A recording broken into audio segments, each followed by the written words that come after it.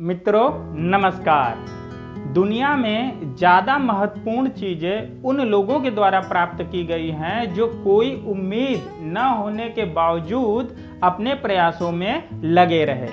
मित्रों, मैं आनंद सिंह आज सभी के बीच में फिर से एक नई कहानी के साथ। एक समय किसी गुरुकुल में एक शिष्य शिक्षा ग्रहण करने के लिए गया, लेकिन शिष्य गुरुकुल में शिक्षा ग्रहण करने के बजाय हमेशा बहुत उदास रहता था।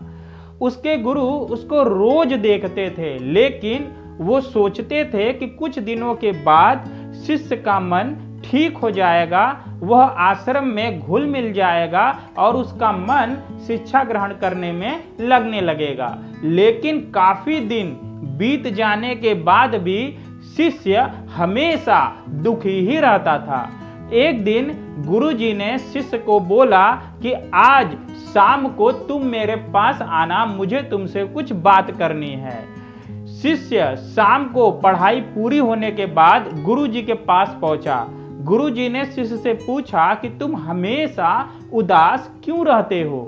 शिष्य ने बोला कि गुरुजी, बीते समय में मेरे परिवार में एक साथ कई सारी परेशानियां आ गई थी। बीते दिनों को याद करके मेरा पूरा परिवार बहुत दुखी रहने लगा है और उन्हें याद करके मैं यहाँ दुखी रहता हूँ। मेरा मन भी पढ़ाई में नहीं लग पाता है। शिष्य की सारी बात सुनने के बाद गुरुजी ने शिष्य से बोला, क्या तुम नींबू शरबत पियोगे? तुम्हें अच्छा महसूस होगा। शिष्य ने नींबू शरबत के लिए हाँ बोल दिया। गुरुजी ने नींबू शरबत बनाया और जानबूझकर शरबत पे नमक ज़्यादा डाल दिया। शिष्य ने जैसे ही थोड़ा सा शरबत पिया, नमक ज़्यादा होने के कारण शिष्य के मुंह का स्वाद बिगड़ गया।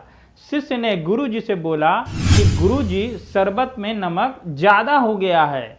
गुरुजी ने बोला, अच्छा, शायद गलती से नमक ज़्यादा पड़ गया है, कोई बात नहीं, मैं इसे फेंक देता हूँ और फिर से दोबारा शरबत बना लेते हैं। शिष्य बोला, गुरुजी, इसे फेंकने की जरूरत नहीं है, अगर इसमें थोड़ी शक्कर डाल देते हैं तो इसके मिठास से शरबत का खारापन कम हो जाएगा और हम इसे पी सकते हैं। गुरुजी बोले, बिल्कुल सही बात।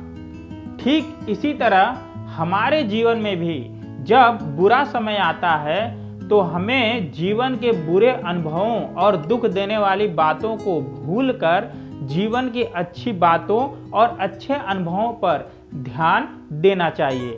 बीते समय को हम नहीं बदल सकते।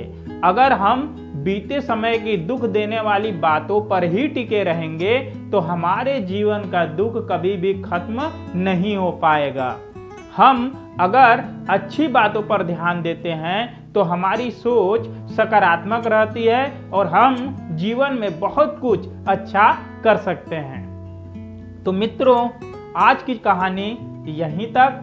मिलते हैं फिर से एक नई कहानी के साथ, बिल्कुल इसी चैनल पर, डाकिया डेली पंच। नमस्कार।